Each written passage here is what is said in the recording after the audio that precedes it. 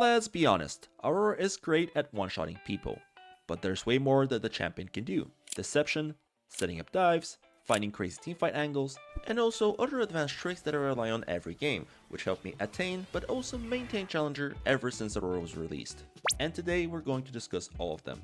Let's start off with something simple but important. When to use Q1 into Q2 into E, and when to use Q1 into E into Q2. I know, saying the abilities out loud is kinda funny. Use the first combo mainly when you're clearing waves. The reason is if you use the second one, your E will end up killing the backline minions before you use the pullbacks to deal damage to the frontline ones. This way you not only miss out on the damage itself, but also on the extra passive procs.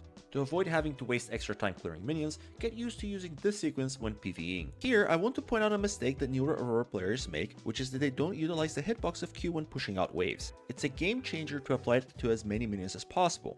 If the wave is in a scuffed position, you can maneuver your character around to get it into a better angle. This also of course applies for E. The second combo you use when you want to min-max single target damage output, which primarily means against champions, but of course also versus jungle monsters. Due to the percent missing HP damage on your Q2, you should also try to sneak in as many auto-attacks as possible before the Q2 pullback. An extra little trick here is when your Q2 procs, it will cancel any ongoing auto-attack, but you can actually use your E, W, or ult in the midst of it. So try to get in as many auto attacks as possible without of course hindering your ability usage before the end of the Q2 duration. And as an extra advice, your E generally should be used last when going for ONs, since it pushes you way too far back and you need to either call it there or use your W to chase them down. Of course, it is a great standalone ability for poking or slowing the enemy down for a gank. Okay, great. One combo is for clearing waves and the other is for single target damage. But that's not always the case. If let's say the opposing champion is sitting in a minion wave and you can guarantee them taking damage from pullbacks, make sure you don't use E before using Q2, since you might end up killing them and losing a lot of extra damage. A good rule of thumb to follow here is that one extra pullback out damages the slight extra damage you get from using E before Q2. Talking about Q2 and its pullbacks, they're their own little skill set. It's very important that you get good at seeing patterns between the targets you hit with Q and Aurora's current position. Knowing where to stand and in real time reposition if you need to, so you get the extra bit of damage, is game changing. A lot of your opponents will not expect the burst you can achieve this way. Your Q2 also reveals enemies and fog of war. This is rarely useful, but if you're not sure where someone is after they go out of vision, it can be nice to avoid them catching you by surprise.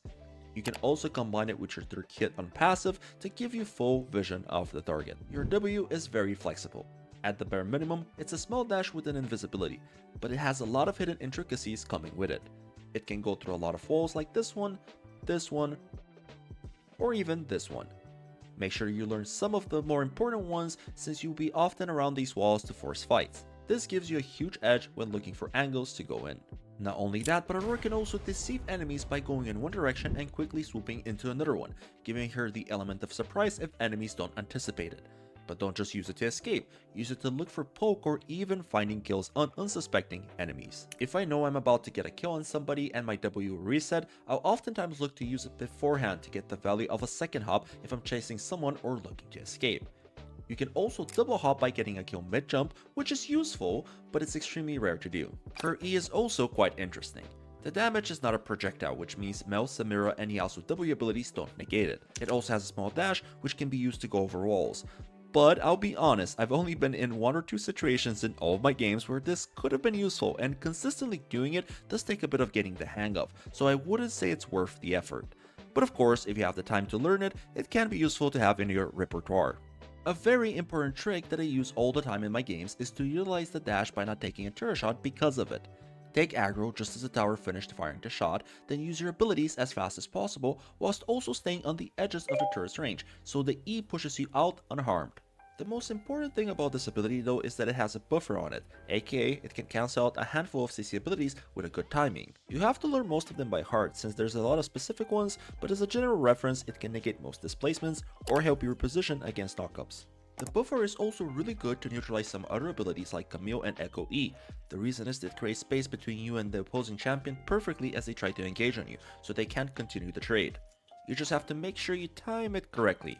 If you want to know which ones exactly it works on and how it interacts with other specific champions, I made a very in-depth document explaining each one called the Aurora cheat sheet. It also goes even more in depth since it also tells you about how other abilities interact and it also covers matchups. You can get it on my Patreon by purchasing at least the lowest tier. How you use your ultimate ability is the greatest display of skill expression on Aurora. Let's cover the most important intricacies about it. The damage on it has a little bit of a lingering effect, aka it doesn't instantly deal damage when you click it. You need to take this in consideration when using it, but the moment you get the hang of it, it's pretty easy to play around and can even work in your favor.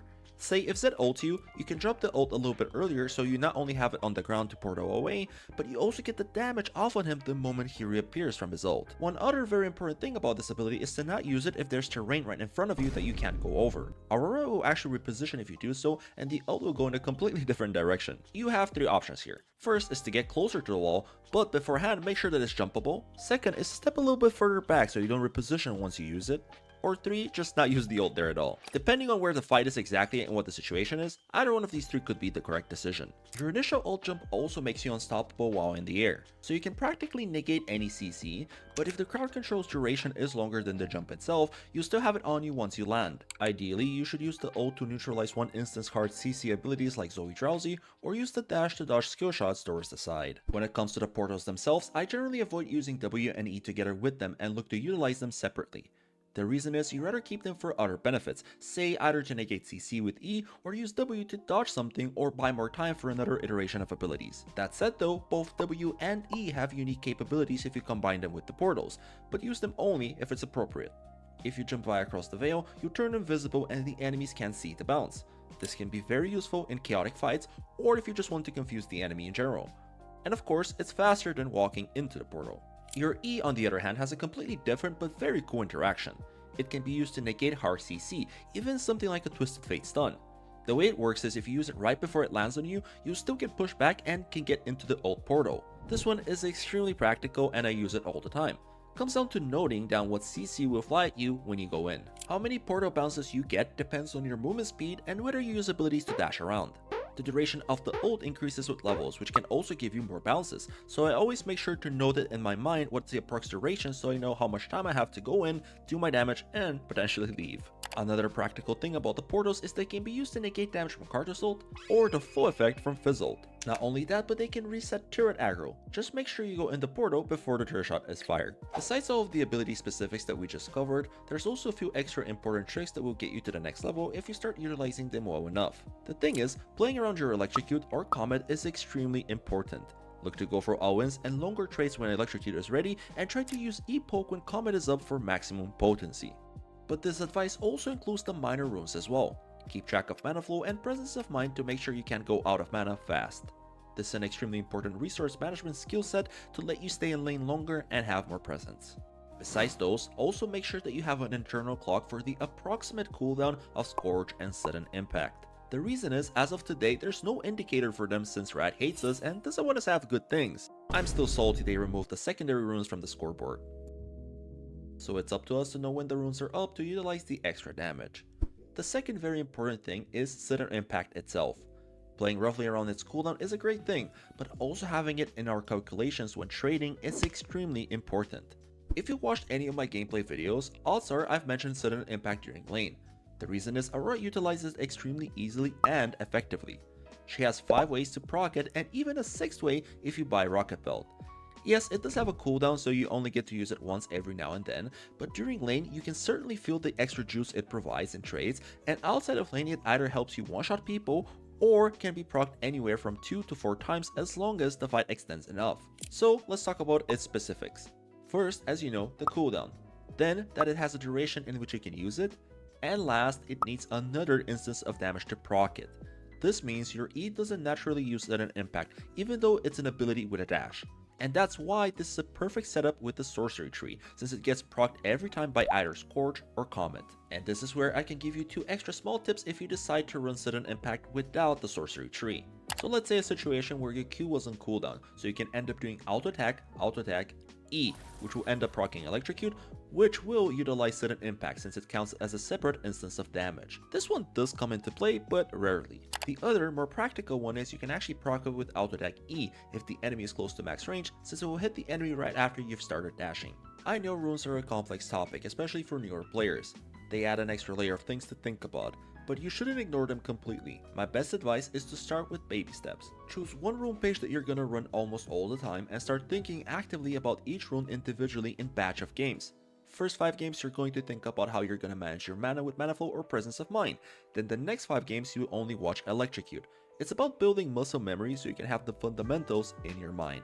If you're interested more in Aurora runes, I made a guide that covers everything including them very in depth that is still absolutely up to date and will stay like that for the foreseeable future. And it won't be an Aurora guide video without mentioning her flash interactions. She can use it in 3 ways: Q into flash, E into flash, and Q into E into flash.